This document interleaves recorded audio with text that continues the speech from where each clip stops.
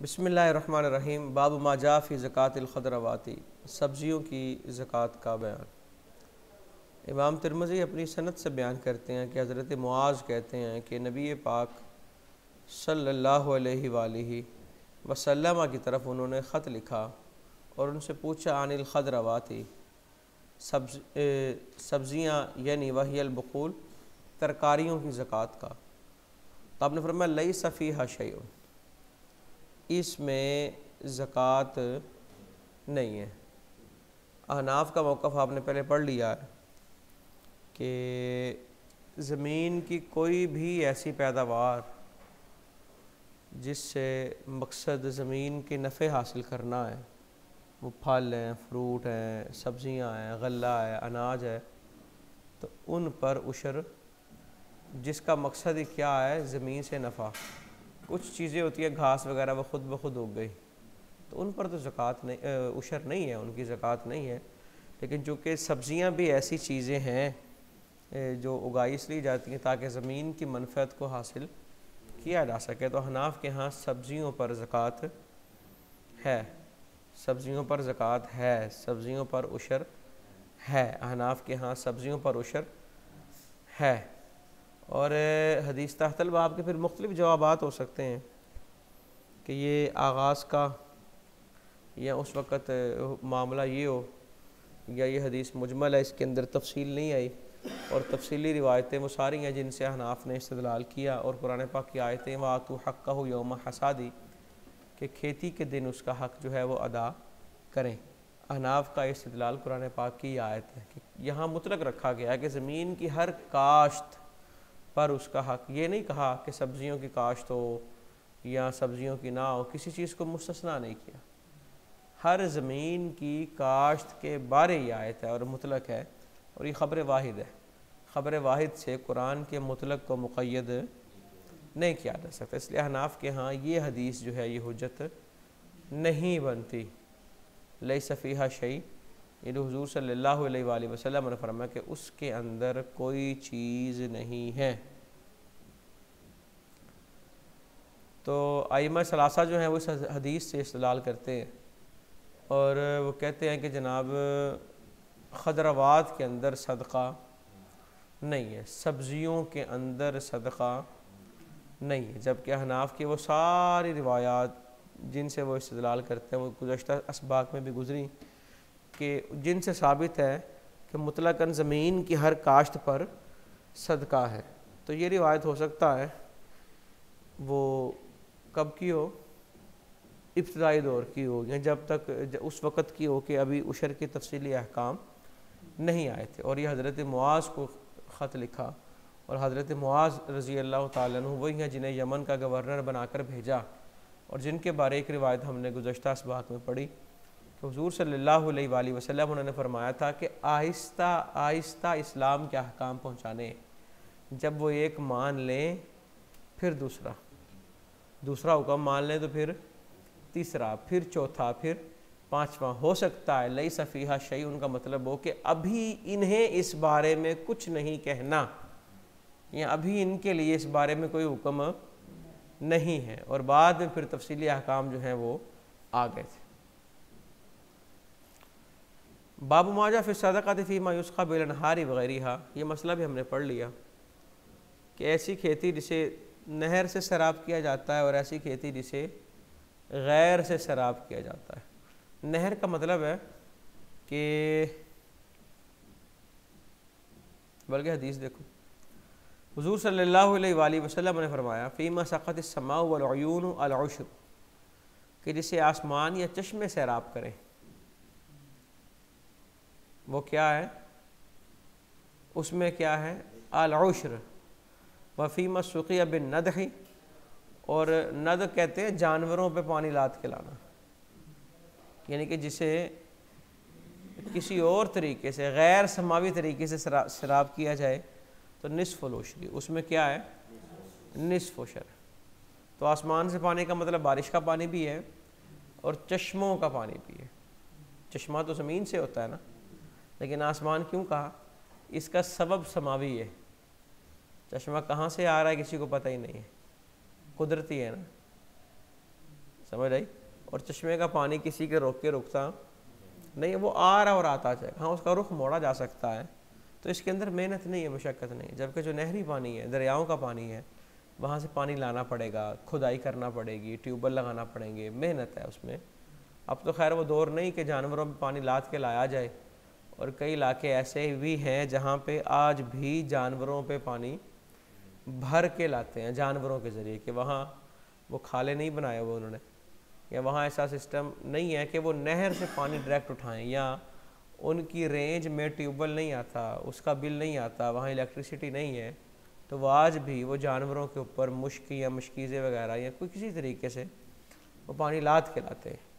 तो अलमुख्तसर ये कि नहरी पानी का मतलब ये है कि इंसान मेहनत मशक्क़त, और जो ज़मीनी पानी है वो उसे कहेंगे नहरी पानी, ठीक है। और बारिश के अंदर बारिश का पानी भी है और चश्मों का पानी भी है, इसे कहते हैं समावी। तो जो चीज़ें बारानी ज़मीनें हैं, फिर बता दूं, बारानी का मतलब सिर्फ बारिश नहीं बल्कि चश्मे भी हैं। जो बारानी ज़मीनें हैं उनके अंदर उशर है, और जो नहरी ज़मीनें हैं उनके अंदर निस्फ़ उशर है। और ऐसी ज़मीन जो दोनों चीज़ों से सैराब होती है, तो फिर देखा जाएगा कि वो साल का अक्सर हिस्सा, साल से मुराद बल्कि मौसम सीज़न कर लो, कि वो फसल का अक्सर हिस्सा किस पानी से सैराब हुआ है, तो उसी पानी का उसमें हुक्म लगेगा।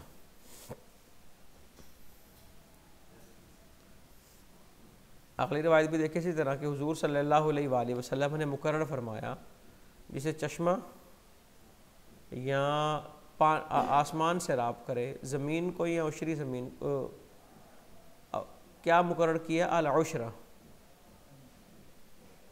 क्या मुकर्रर किया जी? उशर मुकर्रर किया। और जिसे नद शराब करे आदमी, जानवरों में पानी लाद के, तो उसके अंदर निस्फ़े उशर मुकर्रर किया। ये पीछे लफ्ज़ है आसारीजन, ये आसारीजन ये रावी का इख्तलाफ है कि आसारीजन कहते हैं उशरी ज़मीन को, यानी कि फ़ीमा साक़त समा कहा, या ये कहा कि जो उशरी ज़मीनें हैं उनमें चश्मों और आसमान वालों पर 10वां हिस्सा मुकर्रर किया, और जो दूसरी ज़मीनें हैं उनमें 10वें हिस्से का निस्फ़ मुकर्रर किया। यानी कि हदीस का मतलब वही बनता है। यतीम के माल की ज़कात,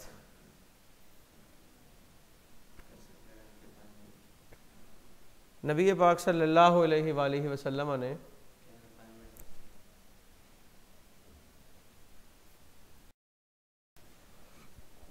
इमाम तिरमिज़ी अपनी सनद के साथ बयान करते हैं कि नबी पाक सल्लल्लाहु अलैहि वसल्लम ने लोगों को खुतबा इरशाद फरमाया, और आपने फरमाया ख़बरदार मन वली या यतीमन, जो किसी यतीम का वाली हुआ, और यतीम ऐसा है मालुन जिसके पास माल है, फल यत्तजिर फ़ीही, तो वो यतीम का माल संभाल के ना रखे बल्कि उसकी तिजारत करता रहे। वला यत्रुकुहु, और उसे ऐसा ना छोड़े कि हत्ता ताकुलहु सदक़तु, कि सारे माल को ज़कात ख़त्म कर दे।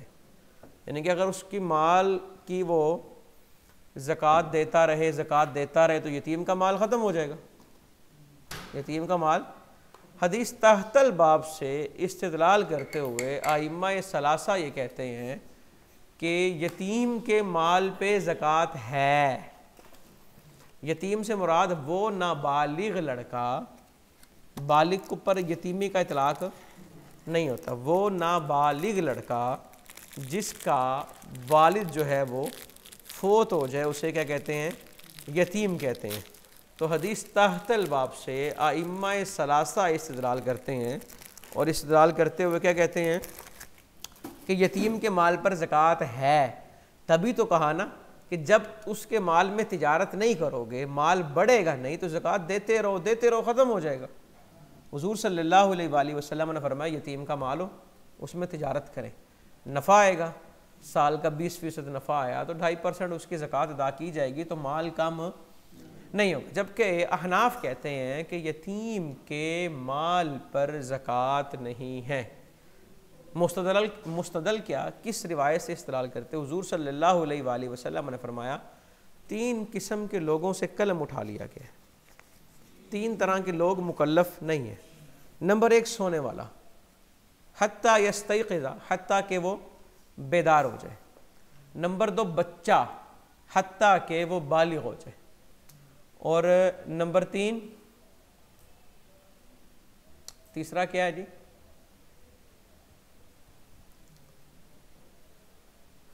सल्लल्लाहु अलैहि वसल्लम।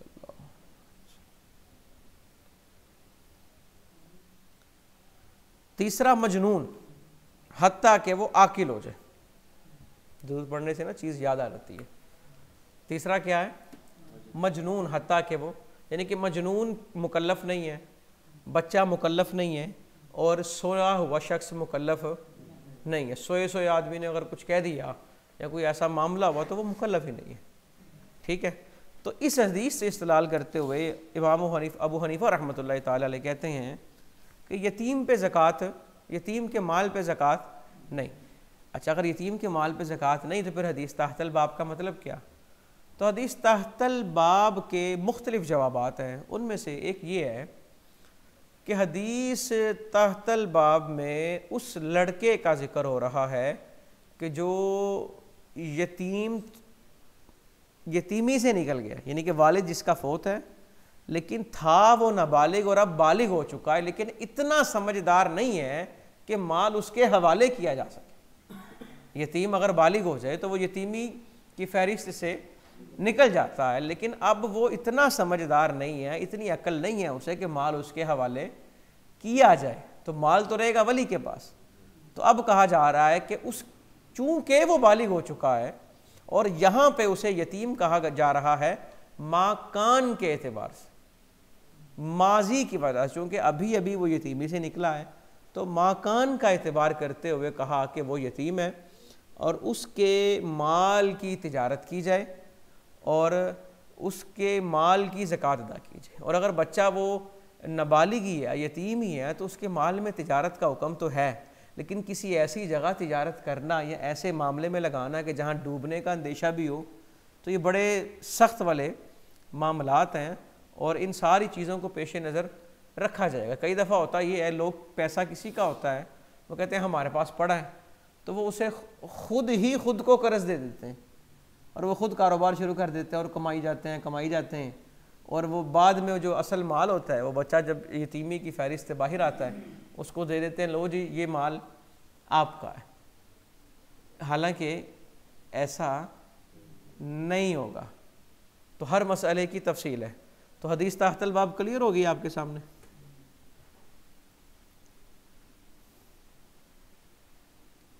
ले जी, बाबू माजा अन्नल आजमा जरहुहा जुबारुन व फिर रिकाजी अल खुमुस। अन्नल आजमा, दरिंदा अगर ज़ख्मी कर दे तो उसकी दियत नहीं है। जरहुहा जुबारुन, ज़ख्मी करने की सूरत में दियत जरहुहा जुबारुन व फिर रिकाजी अल खुमुस, और रिकाज में खुमुस है। रिकाज में क्या है?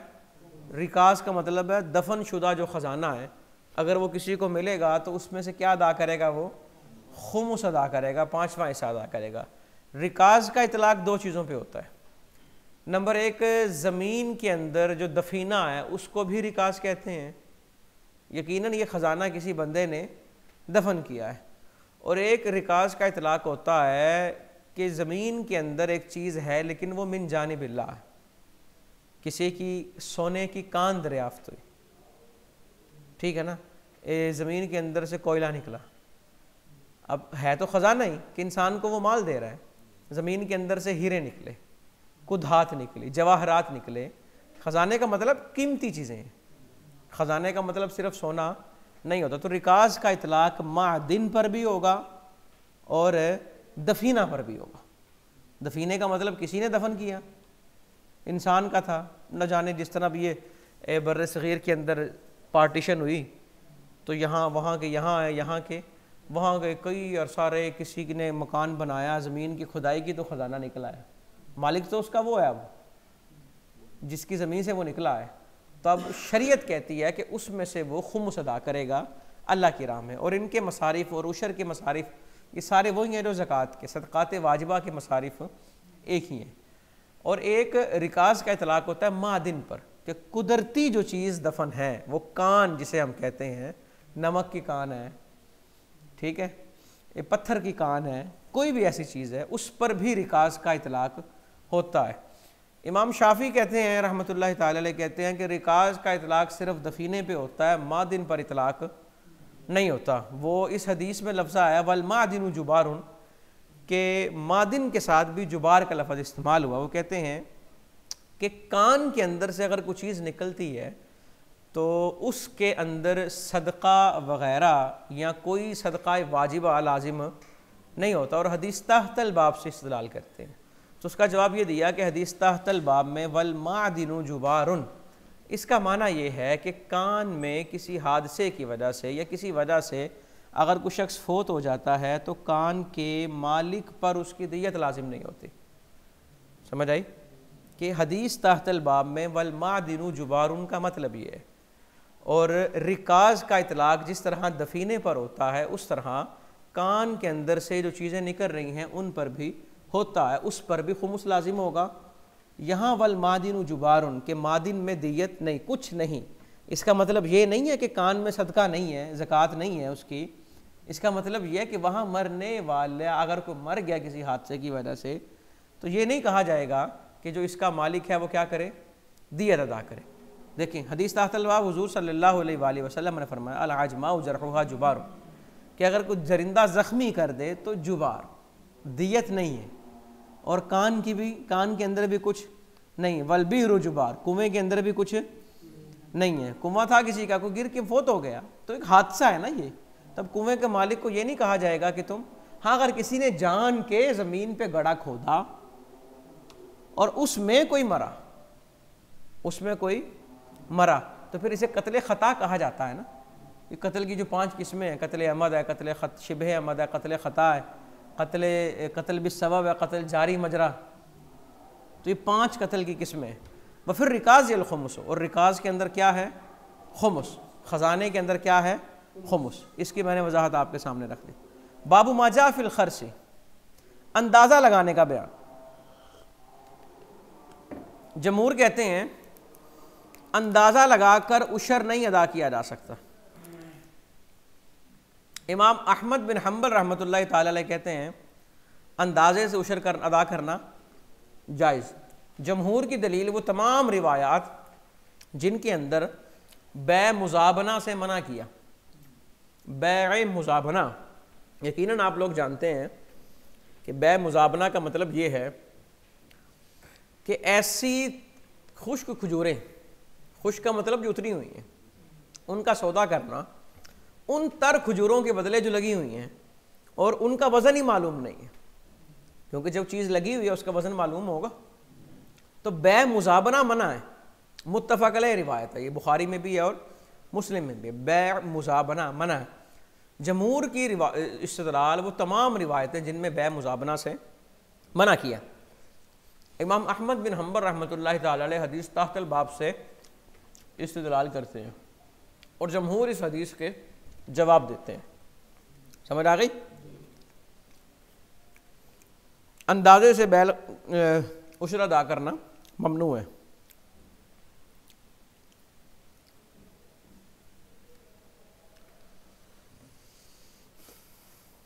पहले हदीस देखें। हुजूर सल्लल्लाहु अलैहि वसल्लम ने फरमाया इज़ा खरस्तुम, जब तुम अंदाज़ा लगाओ, फ़ख़ुज़ू वादा उस सुलुसा, तो तुम अंदाज़ा लगा लो लेकिन सुलुस छोड़ दो। अगर सुलुस नहीं छोड़ते तो रुबू जो है वो छोड़ दो। अंदाज़ा लगाओ तो कितना, 4 बोरियां होंगी, ठीक है। कितनी बोरियां होंगी, या सरो 10 बोरियां या 10 टोकरियां, टोकरियां कर लें, खजूरें हैं 10 टोकरियां कर लें, कि अंदाज़ा लगाया 10 टोकरियां हैं। सुलुस का मतलब ये है कि 3.25 टोकरियां छोड़ दो, ये उशर अल्लाह की राह में उसका सदका। और रुबू का मतलब, अगर सुलुस नहीं करते तो रुबू का मतलब क्या, 2.5 टोकरियाँ, ठीक है। ये क्या है, अंदाज़ा। इमाम अहमद बिन हम्बल रहमतुल्लाह ताला अलैह इससे इस्तेदलाल करते हैं। अच्छा, अगली रिवायत भी देखें, फिर मैं अर्ज़ करता हूँ इनके जवाबात। यबअसु अलन नासि मन यख़रुसु अलैहिम कुरूमहुम व थिमारहुम, हुजूर सल्लल्लाहु अलैहि वसल्लम भेजते लोगों पर उन्हें मैं यखरुस अलैहिम कुरूमहुम, जो उनके अंगूरों का अंदाज़ा लगाए, व सिमारहम, और उनके फलों का अंदाज़ा लगाए, ये उन्हें भेजते थे। पहली बात तो ये है, हो सकता है ये आगाज़ का वाक़या हो। किसका? आगाज़ का वाक़या। और दूसरी वजह ये है, ये अंदाज़ा लगाने का मतलब ये नहीं है कि इतना ही इनमें सदका होगा, कम या ज़्यादा नहीं हो सकता। इसका मतलब ये है कि लोगों को पता लगे हमने इसमें से अल्लाह की राह में भी देना है। वो जो प्लानिंग करें उनको पता लगे हमने इसमें से अल्लाह की राह के लिए कुछ निकालना है और मामलात ऐसे करने हैं।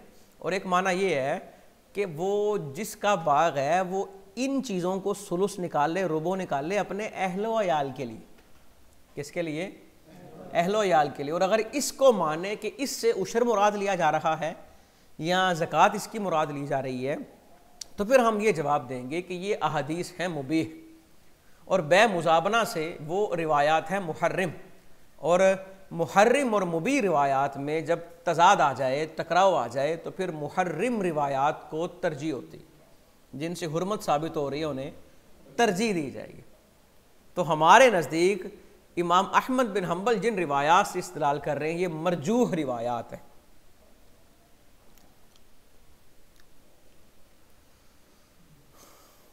देखिए अगली रिवायत इसी तरह कुरूम की ज़कात के बारे फरमाया नबी पाक सल्लल्लाहु अलैहि वसल्लम ने, अंगूरों की। आपने कहा इसका अंदाज़ा उसी तरह लगाया जाएगा जिस तरह खजूरों का, और फिर इसकी ज़कात अदा की जाएगी उसी तरह अंगूर, खुश्क ज़बीब कहते हैं उतरे हुए अंगूर, जिस तरह के नखल की ज़कात अदा की जाती है तमर से। नखल खजूर को कहते हैं जो लगी है, और तमर जो उतरी हुई है, और ज़बीब वो अंगूर जो उतरा हुआ है। ठीक है, ये मैंने आपके सामने इसकी वजाहत रख दी, कि अंदाज़ा कर लें इतनी है तो इतना वो अदा कर दें। तो अगर कोई इस तरह करता है तो फिर बाद में मिसाल के तौर पे वो एक शख्स ने अंदाज़ा लगाया, इस तरह मैंने बात की कि ये कोई हतमी नहीं होगा कि यार ये टोटल 10 होंगी तो ये उसकी ज़कात इतनी बनी, उसने इतनी अदा कर दी, लेकिन जब वो फल उतारा वो ज़्यादा था, तब वो बकिया अदा करेगा। एक शख्स ने काश्त की गंदम की, उसको पता है 100 बोरियाँ निकलेंगी, और उसके पास पुराना माल पड़ा हुआ है, पुराना माल उसके पास पड़ा हुआ है, तो अब वो क्या करेगा?